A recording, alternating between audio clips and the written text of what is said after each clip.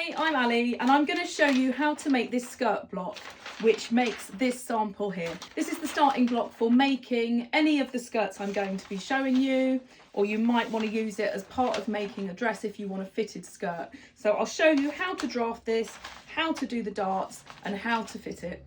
You need a few measurements but not many at all for making this skirt block. So you need to measure your waist at the smallest part and just don't have it too tight, how you would want a waistband to fit. You need to measure your hips, and when you measure your hips, don't measure them too tight because the skirt will be too tight, but we're going to add some ease when we make the pattern, so don't go too loose either, just enough that your tape measure will move around. You also need just the length of what your skirt's going to be, so go just above your knee for the sample. And then finally you need to measure from the smallest part of your waist where you've measured to the fullest part of your hip where you just measured. You just need to measure that distance down. Varies from person to person depending on where the fullest part is. Start in the top left corner. You just need to allow a little bit of room to the left and above where you start. And just begin by drawing a line all the way down and all the way across. The first measurement is the total width of the back and the front. So take your hip measurement, half it and then add 1.5.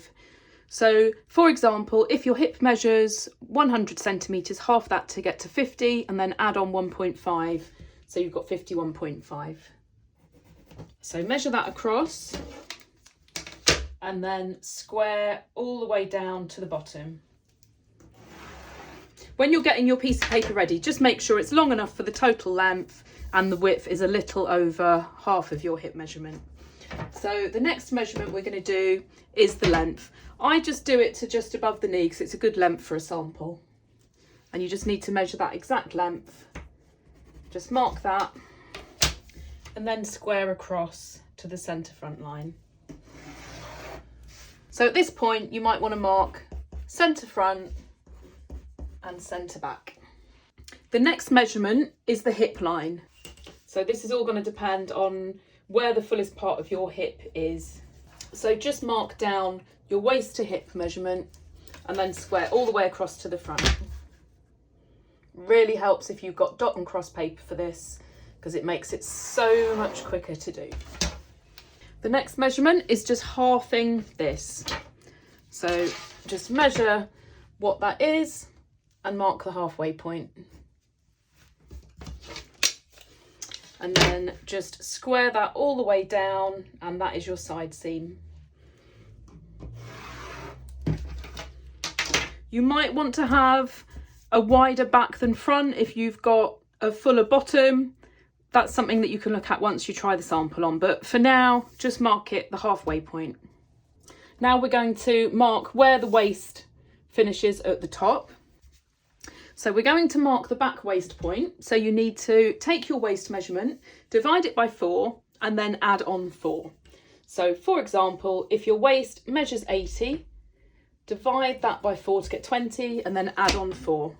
And then for the front, we're going to do exactly the same, but instead of adding on 4, we're going to add on 2.5 and we'll measure it from this point here. And then from both of these points, you need to measure upwards 1.25 centimetres. So that's about ½ inch. And just put a little mark either side. So from these points here, just mark quite lightly. I'm going to draw it slightly heavier than it needs to be just so you can see it. You just want to join it to this point here.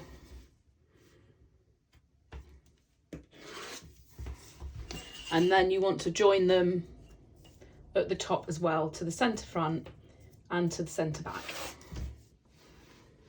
Hopefully you can see those lines, but I don't want to draw them too heavy because they're not going to be on the finished pattern.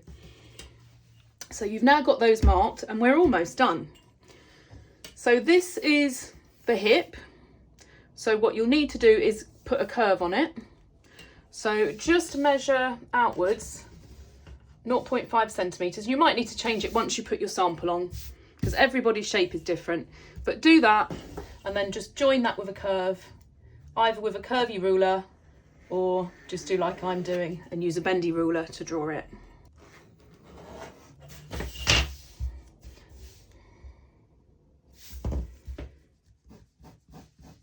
Quite hard to draw that side because I'm having to curve it strangely. Normally I'd turn the paper around, but I've stuck it to the table.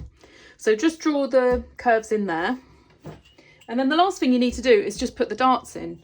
So you need to take this measurement and divide by 3.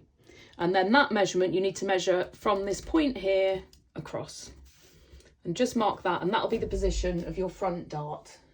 And then do the same on the back. Just divide that measurement by 3. So I've got 24, which makes it nice and easy. So I mark 8 and then another 8. So I've got that divided equally into 3. And now you need to draw in your darts. If you've got a ruler like this with a grid on, it makes it a lot easier. As you can see, mine is snapped in half, but it still works. So you just want to draw the lines going down from these points perpendicular to this faint line that you've drawn here. So I just use this ruler to line it up and just draw down from each of those. So 2 on the back and 1 on the front. And now I just need to measure the length of each of these darts. So working across from the left, we've got 14 centimetres, 13 centimetres and 12 centimetres. You might want to change these once you try a sample on, but that's a good starting point. And then you just need to do the widths of these darts. So the 2 at the back are 2 centimetres each, so 1 centimetre either side of that centre point. So you've got a total of 2 centimetres over the whole dart. And on the front, 2.5. So 1 1/4, 1.25 either side. So that's about 1 inch in total, 1/2 inch either side on the front. And then you just need to finish off those darts by joining each of the top points to the bottom. So just do that on all 3.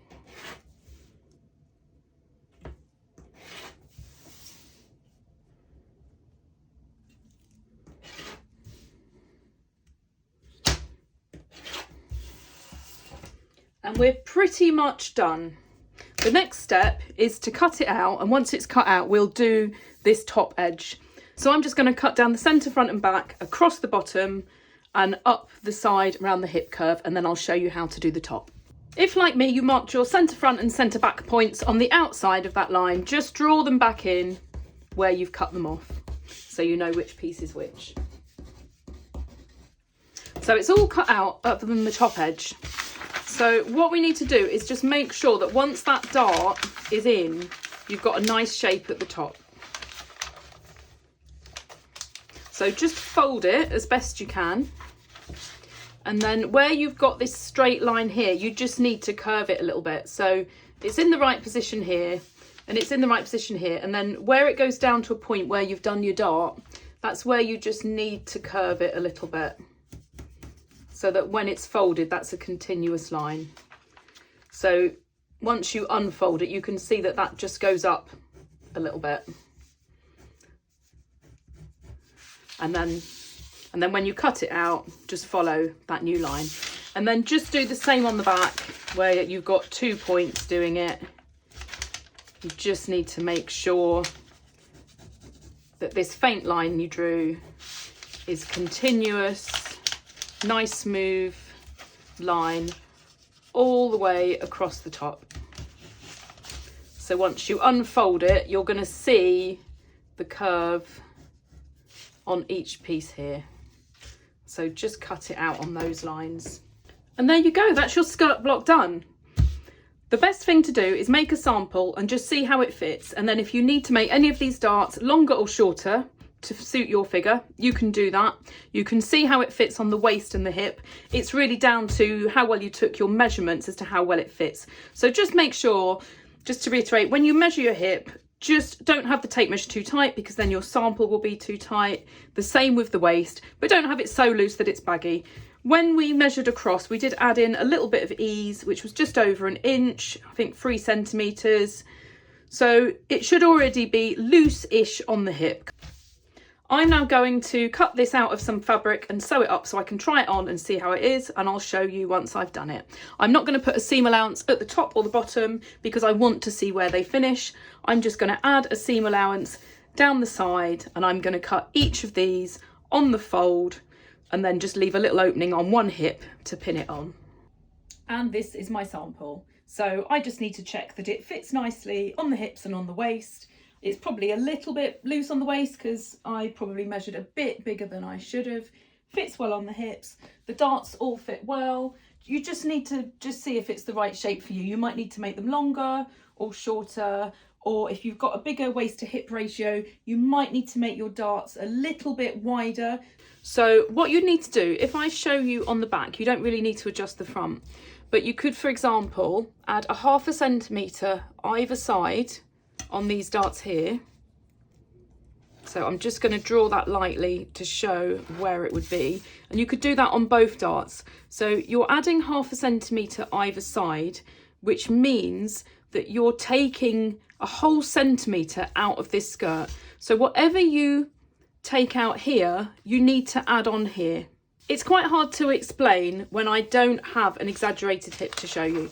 So I've drawn this, which is much more exaggerated. So if you had a really full hip and a really tiny waist, you can see that this shape is really exaggerated.